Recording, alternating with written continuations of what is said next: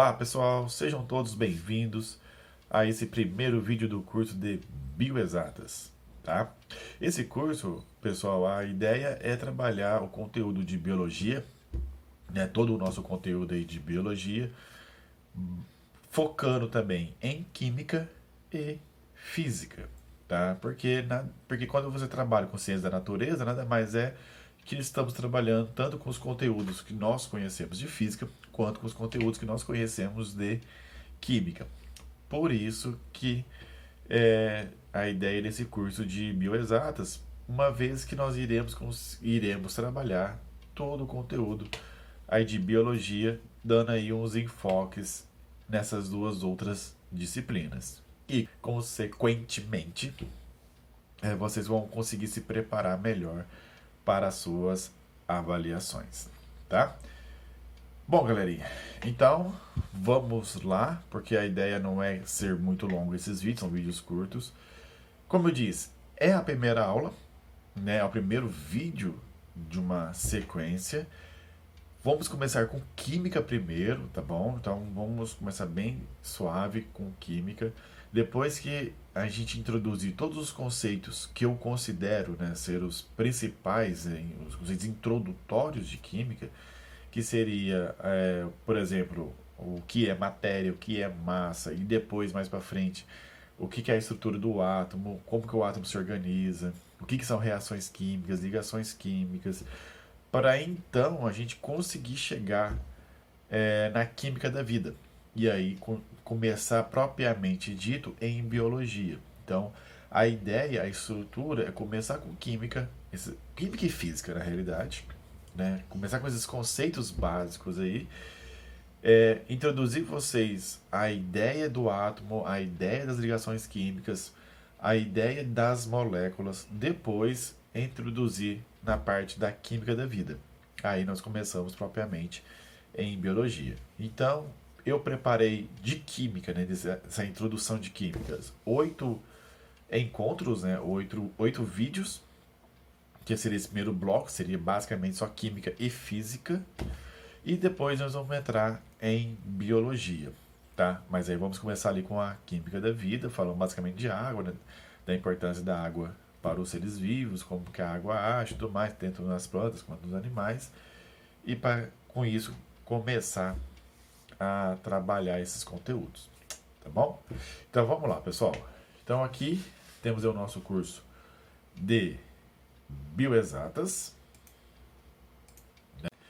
E o nosso primeiro tema, né, é a ideia do que nós somos feitos, né?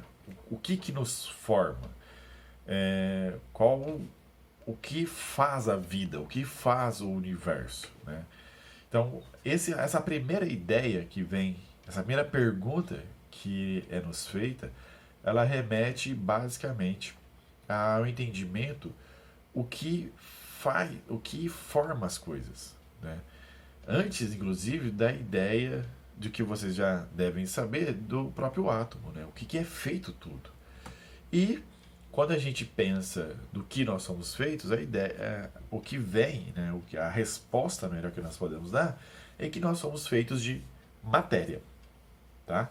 E matéria é o que constitui, né, o que vai formar todos os elementos químicos naturais e os artificiais que nós conhecemos. Exemplo, né, é o ferro, o ouro, o alumínio, o cobre, o carbono, o oxigênio, o sódio, o potássio, o fósforo, o nitrogênio, o cobalto e por aí vai, tá? Então seria todos os elementos químicos que nós conhecemos. Mas, professor, quais são todos os elementos químicos que nós conhecemos? São os elementos que estão na tabela periódica. Beleza? Então, aqueles elementos que estão lá descritos, organizados na tabela periódica, são todos os elementos que nós conhecemos. E nós somos formados por aqueles elementos. Então, tudo que você pensar, tudo que você já viu, tocou, sentiu na sua vida, tem algum daqueles elementos na tabela periódica, daqueles elementos da tabela periódica, sem exceção. Tá? Então, toda a vida ela é estruturada, ela é organizada, e tudo que nós conhecemos também é organizado, é estruturado, baseado naqueles elementos da tabela periódica. Tá joia?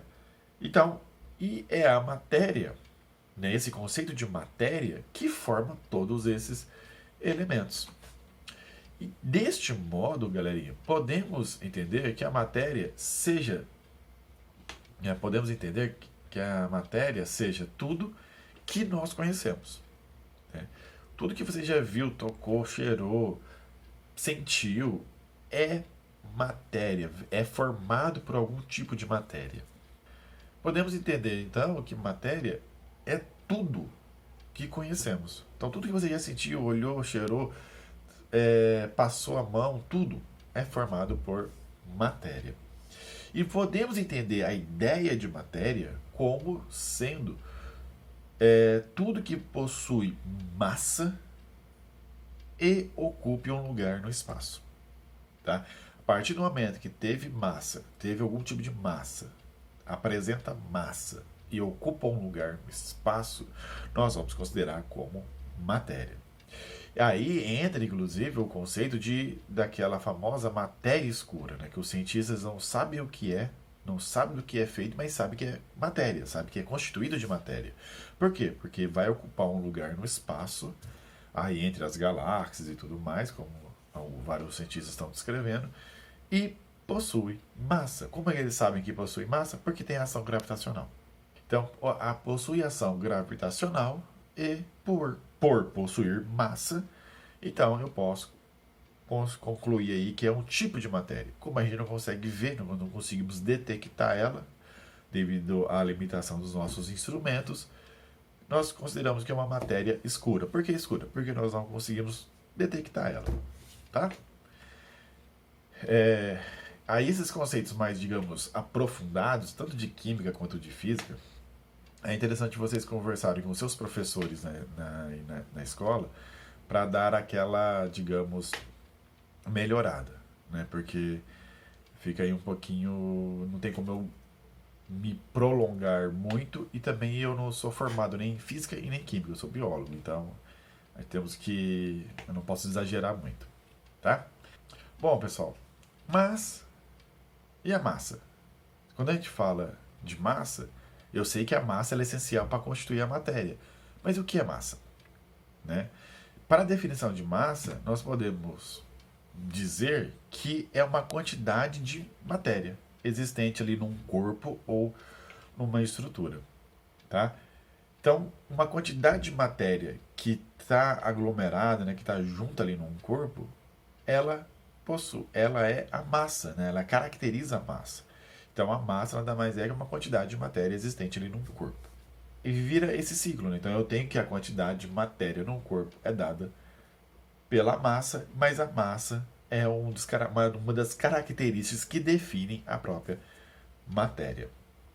Assim, pessoal, quanto maior a quantidade de matéria que esse corpo possui, maior será a sua massa. Então, quanto mais massivos for esse corpo, quanto mais matéria ele conter, mais maior será a sua massa. Então, e detalhe, a quantidade maior de matéria eu possuo num espaço menor, mais denso ele será, mas aí vamos ver um pouquinho mais para frente. E quanto menos matéria ele possuir por uma área muito maior, menos denso ele será. Então aí nós vamos ver o conceito de densidade também, que é importante tanto em física quanto em química e também em biologia. Se eu tenho um corpo grande com pouca massa, né, por exemplo, uma espuma, eu pego um bloco gigante de espuma. Quando eu olho naquele bloco gigante de espuma, eu vejo vários buraquinhos. Então, embora ele seja muito grande, ele tem pouca massa. Então, digamos que ele é pouco denso.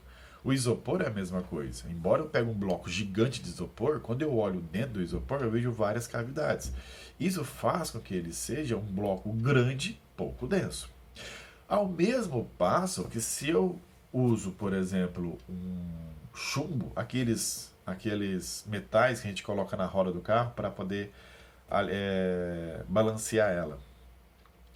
Eles são extremamente pequenos, mas são muito pesados. Então, eu consigo ter uma quantidade de matéria muito grande num espaço muito pequeno. Então, ele é muito denso. Tá? Então, para entender essa ideia de densidade, vamos partir do pressuposto que eu tenho uma quantidade de matéria por uma área, por uma região. Mas, voltando um pouquinho, só vamos entender uma coisa aqui, ó. Matéria. Quanto maior a quantidade de matéria que o corpo possui, mais denso ele será. Então, podemos entender que densidade é a quantidade de matéria que existe em um determinado volume ou uma área. Tá? Basicamente, nós vamos entender a definição, ou conhecer essa definição, como volume. Né? Então, é a quantidade de matéria que existe em um determinado volume. Tá? Mas, usa-se muito área. Por exemplo, se eu vou num show, por exemplo, eu gosto de dar para os alunos, eu vou num show de rock, eu vou num show de pagode, eu vou num show. E lá tem a arena, né? Onde a população fica, onde as pessoas que estão assistindo o show ficam. E eu posso contar quantas pessoas tem naquela área e definir quantas pessoas eu tenho por metro quadrado. Então, se eu tenho em 1 metro quadrado 4 pessoas, por exemplo, eu tenho uma determinada densidade, tá? Dada pelaquela área que eu tenho. E se eu for em outro show, onde a quantidade de pessoas por metro quadrado seja maior, por exemplo, 6 pessoas por metro quadrado, 8 pessoas por metro quadrado, eu consigo ver que em um show eu tenho mais pessoas do que no outro show. Então, um show eu tenho uma densidade maior de pessoas do que o outro show, que eu tenho uma densidade menor. Mesmo olhando as pessoas pelo metro quadrado. Se vocês se vocês prestarem atenção, se vocês entenderem um pouquinho do raciocínio, eu estou olhando o volume como um todo, porque uma pessoa não é plana, né? Então ela ocupa um volume. Mas o cálculo ele é feito por área, mesmo que eu esteja considerando todo um volume que a pessoa esteja ocupando, tá bom? Então, vocês podem ver o cálculo sendo feito por área, por metros quadrados, por exemplo, e não metros cúbicos. Então, eu posso ter essa conta feita por metros quadrados, mas o correto, que se eu não me engano, seria ali por volume e não por área. Mas eu coloquei área só para vocês verem que, sim, existe como eu calcular uma dada densidade por área e não só por volume, tá? E a concentração, né? Bom, mas por que eu pus concentração aqui? Quando eu tenho algo muito denso, e eu estou mexendo agora não com digamos, pessoa, mas estou mexendo com substâncias, eu posso também ter a ideia de concentração. E concentração seria a massa pelo volume, ou necessariamente é uma razão entre o soluto e o solvente. Lembrem que o soluto é a substância que será solubilizada, será dissolvida, será solubilizada. E o solvente é a substância que irá solubilizar, que irá dissolver. Então, um exemplo trágico, assim, não, um exemplo simples, é quando eu pego o achocolatado e pego o leite. Então, o leite é o meu solvente, o achocolatado é o meu soluto. Ao eu adicionar o achocolatado no leite, o leite irá dissolver, solubilizar aquele soluto, tá? Existe diferença na palavra solubilizar e dissolver? Existe, mas agora eu não estou olhando isso, tá? A ideia é que vocês entendam a diferença do soluto e do solvente, tá? Por exemplo, quando eu pego sal de cozinha e coloco na água, a água é meu solvente e o sal de cozinha é o meu soluto. Então eu coloco o sal na água e a água irá dissolver o sal. Irá dissolver o sal, criando lá os íons. Tá? Já que nós vamos ver também mais para frente o que são esses íons. Então, só que tem um ponto aí interessante. Percebam que a concentração ela também está ligada à densidade, por isso que eu coloquei. Tá, então, quando eu pego sal de cozinha e jogo na água, esse sal ele vai ser o meu soluto. E a água é o meu solvente. Veremos lá em biologia, inclusive, que a água é o meu solvente universal. Tá? Para a vida, a água é o meu solvente. Deste modo, quando eu coloco o sal na água, eu vou dissolver o sal. Nossa Senhora. Eu irei dissolver o sal, tá? Criando ali os meus íons. Bom, essa ideia, né, de dissolver o sal na água ou solubilizar o achocolatado no leite, por exemplo, que já é uma mistura, inclusive, e o próprio achocolatado, que já é outra mistura, né? Ao eu criar essas concentrações, ao eu criar essas misturas, eu estou trabalhando com concentrações de substâncias, né? Então eu posso ter uma ideia de ter uma concentração, uma substância mais concentrada e uma substância menos concentrada. Do mesmo jeito que eu posso ter um material mais denso e um material menos denso. Então eu tenho que a densidade, ela se liga ali à concentração quando eu penso na quantidade de alguma coisa dentro de outra coisa. Então, a quantidade de matéria dentro de um corpo, por exemplo, quanto mais matéria eu tenho, mais denso é. Então, quanto mais soluto eu tiver dentro de uma substância, dentro de uma solução, mais concentrada ela será. Então, essas ideias se conversam. Então, por isso que eu coloquei. Tá?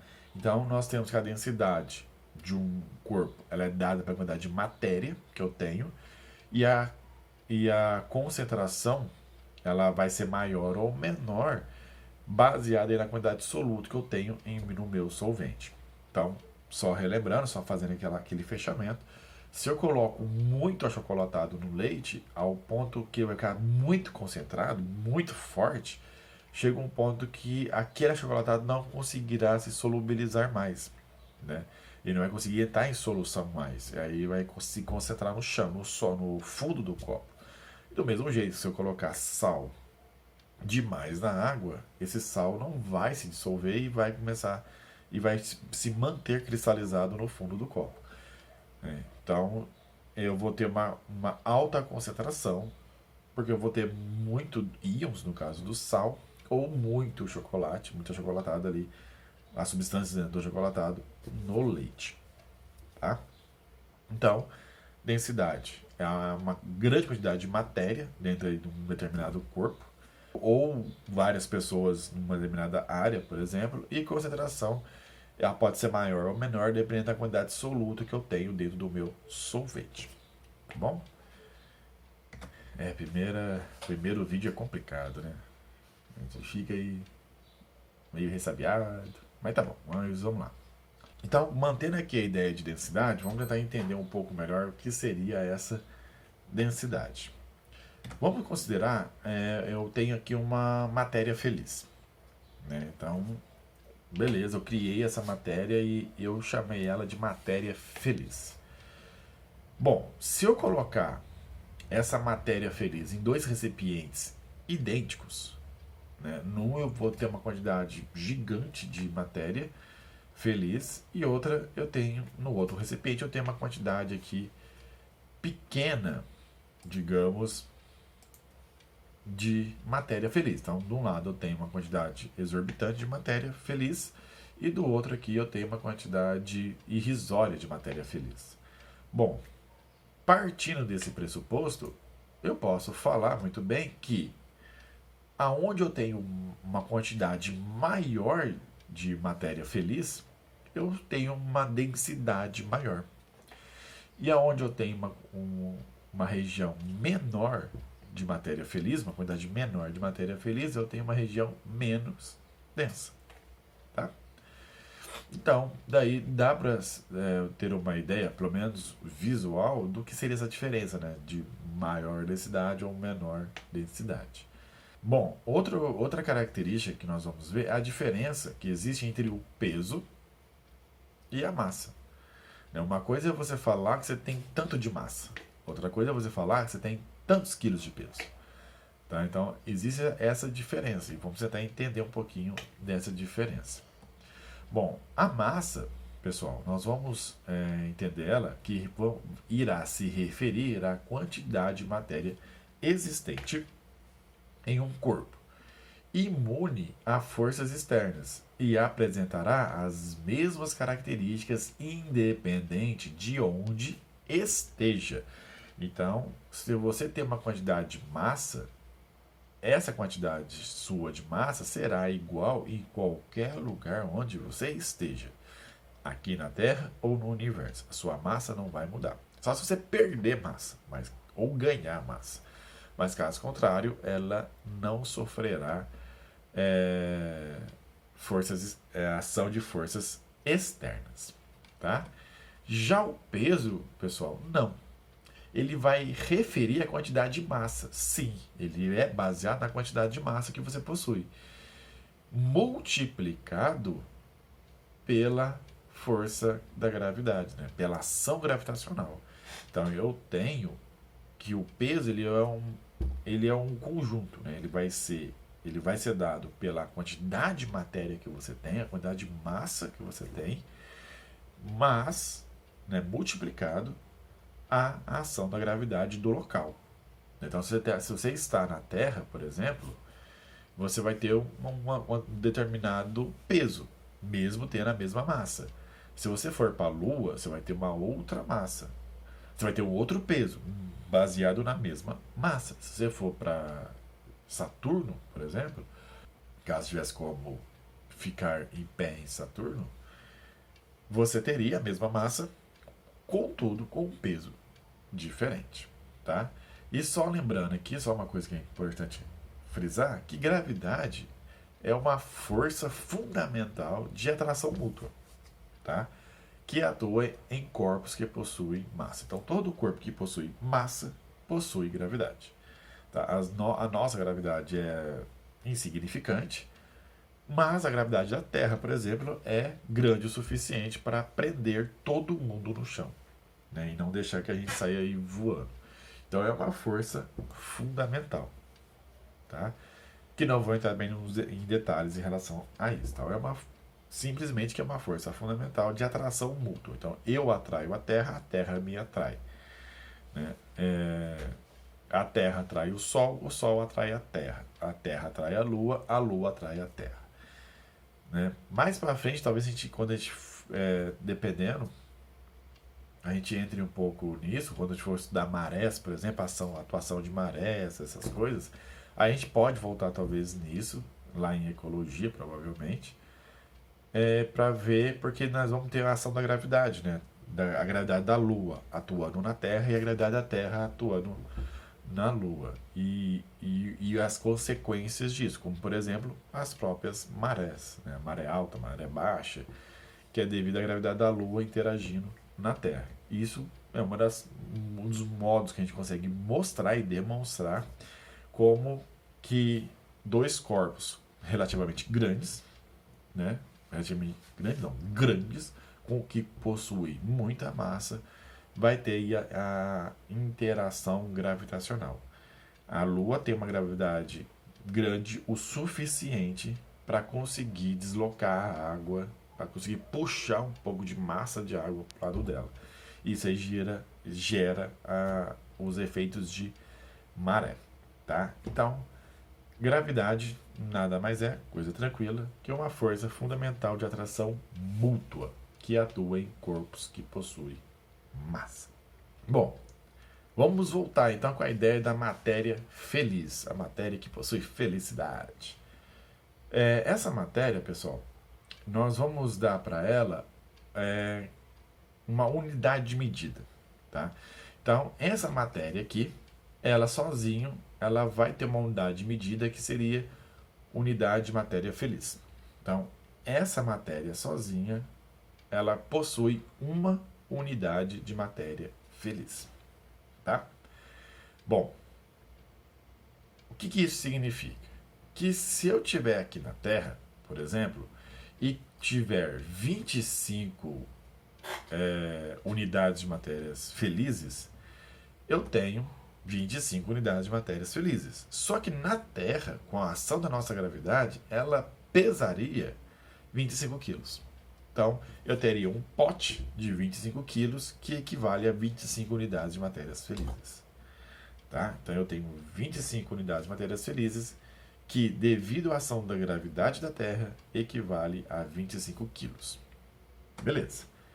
Então, eu sei que aqui no nosso planetinha lindo, eu tenho 25 unidades de matérias felizes, que equivale a 25 quilos. Mas e se eu for para a Lua? Na Lua, como ela é menor que a Terra, eu tenho que as mesmas 25 unidades de matérias felizes vão equivaler a 4 quilos.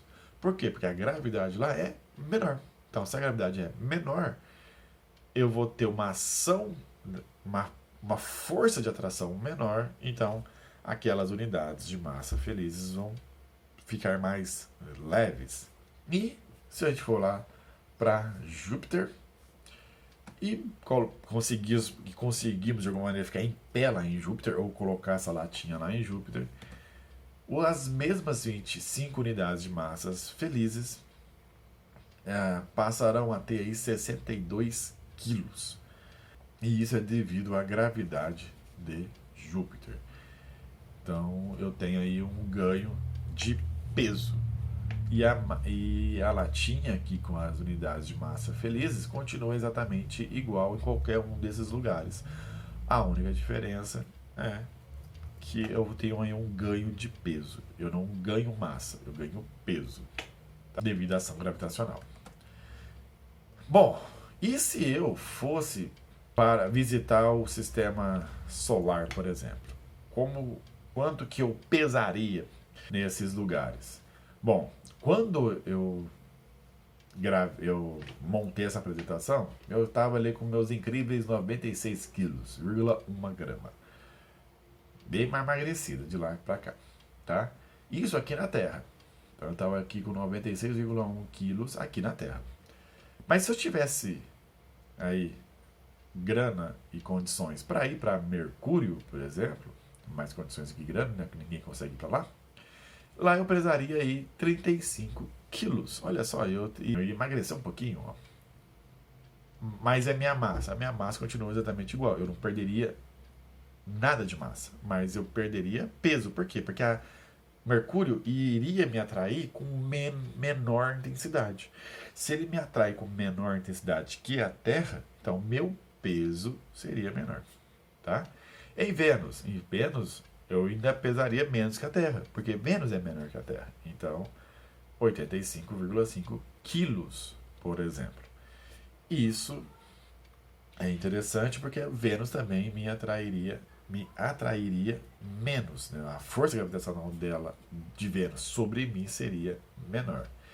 Na Lua, nem se fala, né? A Lua é bem menor que a Terra, então eu teria lá apenas 15 quilos. Por isso que aquelas imagens dos astronautas, eles ficam ali quicando, né? Porque eles são literalmente muito leves, então andar acaba não sendo necessário. Você dá uns pulinhos que você se desloca mais fácil. Em Marte, 35 quilos, né? E devido a essa característica, né, de pesarmos menos em Marte, mesmo tendo a mesma massa, aquele robozinho Ingenuity, que é o helicóptero, né, que foi para Marte, foi uma das coisas que facilitou o voo dele. Porque lá a atmosfera ela é menor, uma atmosfera mais rarefeita. Eu não tenho uma pressão atmosférica como nós temos aqui. Então, para um helicóptero voar, ele precisa jogar o ar para baixo, né, empurrar essa massa de ar para baixo para que a massa de ar empurre ele para cima. Como lá a atmosfera é bem mais rarefeita que aqui na Terra, então a quantidade de massa que ele teria que empurrar, caso a gravidade fosse igual ao da Terra, seria uma quantidade monstruosa e provavelmente não ia dar certo. Provavelmente ele não ia conseguir levantar voo. Mas como que aqui na Terra ele pesa menos, lá em Marte ele pesa menos que aqui na Terra, ele conseguiu ter uma sustentação e conseguiu levantar voo, tá? Mesmo com a atmosfera sendo rarefeita. Em Júpiter eu já pesaria 238 quilos, em Saturno 99, em Urano 112, em Netuno 106 e em Plutão, olha só, incríveis 9,6 quilos. Claro que tudo valores aproximados, tá joia? E para quem aí quiser explorar, né, quem quiser ter uma ideia de quanto pesaria pelo universo, deixo esse link, foi da onde eu tirei esses dados. Ou você pode simplesmente multiplicar o seu peso por esses índices aqui, tá? Por esses valores. Aí você vai ter o seu peso em cada um desses planetas, né? Da Lua, né? Ou qualquer um desses planetas. Tá joia? Bom, pessoal, chegando agora aqui no finalzinho, vamos entender aqui a relação de matéria com massa. Tá? O que daria essa relação? Uma que eu sei, que matéria é tudo que possui massa, que possui uma quantidade de massa e que vai ocupar um lugar no espaço. E massa são o que possui matéria. Então eu tenho essa relação. Eu tenho que matéria é tudo que possui massa e ocupa um lugar no espaço. E massa são os corpos que possuem matéria, são as estruturas que possuem matéria. Né? E deste modo, nós vamos concluir que todos os elementos químicos que nós conhecemos, todos sem exceção, irá possuir matéria e, portanto, possui massa. E se possui massa, possui matéria. Né? Então, neste caso, nós temos o carbono, o nitrogênio, o oxigênio, o alumínio, o fósforo, o ferro, o ouro, e por aí vai. Todos possuindo massa, todos possuindo matéria. Tá? Mas, e se a gente pegasse agora, se a gente fizesse um experimento mental? Se a gente conseguisse pegar um desses elementos químicos aqui, por exemplo, o fósforo, né? Eu pego uma caixinha de fósforo, né, aqui em casa e começo a dividir esse fósforo. Eu raspo todas as caixinhas de fósforo que eu tenho, ali onde risco o fósforo, sabe, na própria caixinha, aquele pozinho meio avermelhado ali. Eu raspo ele e começo a triturar, né, indefinidamente. O que aconteceria se eu dividisse o fósforo indefinidamente? Por exemplo, eu vou raspando isso aqui tudo, ó, tirando, até formar ali um montão de pó de fósforo, e mesmo assim continuasse a quebrar, a triturar, a quebrar esse fósforo até que eu não consiga mais quebrar ele, né? Até eu chegar no limite do fósforo. Aonde eu chegaria? Se eu conseguisse fazer isso, provavelmente eu chegaria num ponto, numa partícula, que seria a partícula do elemento fósforo.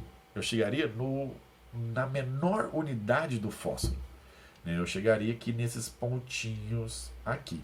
Então, isso aqui é uma imagem real, né, que eu tirei desse site, que são as partículas do elemento fósforo agrupadas, vistas por microscopia eletrônica de tunelamento, se eu não me engano.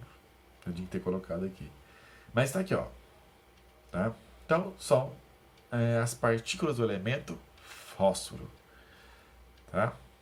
Agrupadas. Mas se eu conseguisse ainda separar elas, né? Tipo, além de eu conseguir chegar na menor unidade possível do fósforo, eu ainda conseguisse separar elas. Pá, separo. Eu ia chegar no próprio elemento fósforo. Tá? Claro que aqui não tem definição, aqui gente, eu vi semana passada, ou semana retrasada, não lembro, que eles conseguiram a melhor imagem de um elemento químico, mas mesmo assim é extremamente difícil, tá? Então isso já é uma imagem, digamos, em alta resolução da partícula do elemento fósforo, tá? Então isso aí já é um avanço gigantesco. Mas e se por um acaso eu inventasse algum equipamento, eu inventasse alguma coisa que eu ainda conseguisse olhar lá dentro para ver como é, né?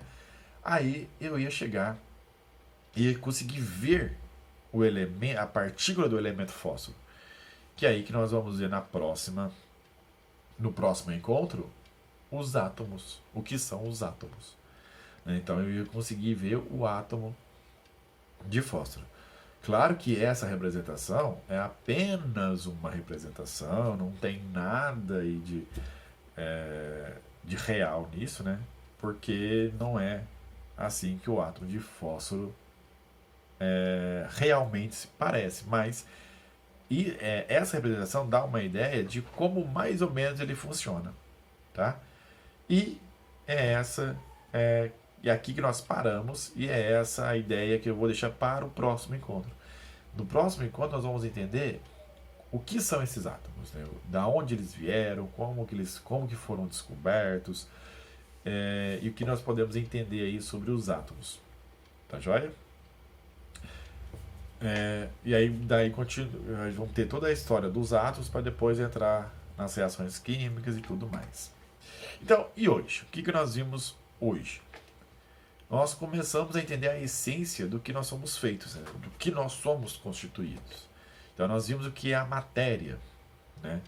Que matéria é tudo que possui massa e ocupa ali o seu lugarzinho no espaço. Nós vimos o que é a definição de massa. É todo o corpo que possui matéria, todo o corpo que existe, né? Que possui matéria. Nós vimos o conceito de densidade, né? Que é uma quantidade de matéria por um determinado volume, né? Pelo volume ali, ou pela área, como você pode encontrar também, quando a gente fala de pessoas, de alguns animais e tudo mais. Tá? Nós vimos os conceitos de concentração, né? Que é a relação do soluto com o solvente. Nós vimos o que seria o peso, né? Que é a quantidade de matéria que você tem pela aceleração da gravidade, pela força da gravidade. E nós vimos a relação de massa para peso. Lembrando que a sua massa ela não vai mudar porque você mudou de lugar. Mas o seu peso pode ser influenciado pelo local que você esteja. Né?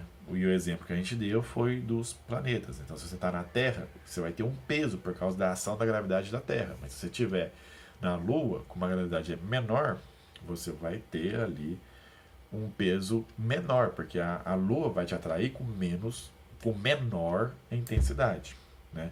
E isso vale para qualquer outro corpo celeste, tá joia? E nós vimos aí a relação de matéria com massa, né? Para fechar, e nessa relação de matéria com massa, a gente entendeu do que tudo é feito, né? Eu sei que a matéria ela possui massa e para possuir massa eu tenho matéria, né? Eu tenho essa relação de massa com matéria. E se eu pegar algo e dividir sucessivamente, eu pego algum elemento químico, né? Será o ouro, e dividir o ouro sucessivamente, quebrar, eu vou chegar num elemento químico que forma o ouro. Se eu pegar uma barra de ferro e quebrar, eu vou chegar num elemento químico que forma a barra de ferro. E esse elemento químico possui massa porque ele é formado de matéria. E por que ele é formado de matéria? Porque ele possui massa e ocupa ali um lugar no espaço. Pessoal, então chegamos aqui ao fim desse encontro de hoje. Semana que vem postarei o próximo vídeo. Esses vídeos dão muito trabalho. Eu ainda tenho que dar aula, né? Então é um pouco complicado. Mas eu agradeço aí pelo carinho para quem ficou até agora. Por favor, se inscreve aqui no canal. Estamos aí começando. Eu ainda estou gaguejando muito, nervoso, mas faz parte, né? Se inscreve aqui no canal. Se você gostou dessa aula, e provavelmente você vai gostar das outras, né? Nossa Senhora. Se você gostou dessa aula, provavelmente você pode gostar das outras. Então, divulga aí no seu Instagram, para quem está prestando concurso, para quem está prestando... Quem aí vai prestar o Enem. E que aí nós conseguimos abranger o maior número de pessoas possíveis, tá? E antes de terminar, pessoal, só um recado. Estará linkado nos comentários, aqui na descrição do vídeo e tudo mais, uma lista de exercícios, tá? Então, todo fim de vídeo, eu vou deixar uma lista de exercícios. Então, se você se sentir à vontade, quiser fazer essa lista de exercícios para ver se captou alguma coisa, se não, fique à vontade, né? A lista vai estar aqui embaixo. Ela vai ser feita ali pelo Forms mesmo, então vai ser bem tranquilinho. Então você pode fazer e para ver como você se saiu, se você acertou mais, não, tal, tá joia? E qualquer coisa aí para os meus alunos, vocês podem entrar em contato comigo. Se tiver alguma dúvida, alguma coisa que não entendeu muito bem e tal, pode entrar em contato comigo, tá? Para quem ainda não é meu aluno, deixa nos comentários que eu vou lendo e vou ajudando vocês também. Tá joia? Mas eu vou deixar a última questão como ela aberta, né? Para vocês colocarem, para vocês escreverem ali o que vocês vão entender, o que vocês gostariam que eu abordasse, ou alguma crítica, alguma sugestão, enfim, alguma coisa. Tá bom? Então, até, pessoal.